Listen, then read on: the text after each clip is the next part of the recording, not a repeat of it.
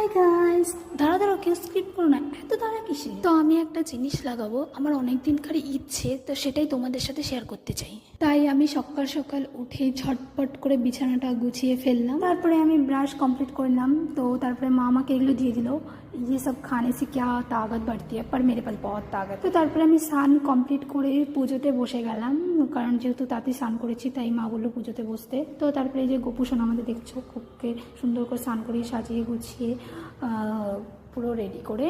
তো আমার পুজো দেওয়া কমপ্লিট হয়ে যাওয়ার পর আমি কিছু খেয়ে নিলাম, যেহেতু শক্তি দরকার। তো তারপরে আমি বেরিয়ে পড়লাম মেরে मंजिल के और। तो मैं चला आया मेरे मंजिल के सामने, ये है मेरा चेम्बर। मतलब मेरा नहीं है, यहाँ पे मैं रिसेप्शन में बैठती हूँ और मतलब देखती रहिए क्या होता है, फिर मैं बताऊँगी। और मैं हिंदी बंगाली मिक्सचर बोल रही हूँ, तुम लोग समझ लेना। তো আমি बैठी हूँ यहाँ पे। তো তোমাদেরকে আমি যেটা বলছিলাম যে আমি একটা জিনিস লাগাবো, তো আজকে আমি আমার দাঁতে ব্রেসেস লাগাবো। ব্রেসেস লাগানোর আমার অনেক দিনকারই ইচ্ছে, তো আমি যেই চেম্বারে থাকি সেই চেম্বারেই লাগানো হয়, তাই আমি ভাবলাম যে এই চান্সে আমি লাগিয়ে। তো ডক্টরও চলে আসছে অলরেডি, একজনের ব্রেসেস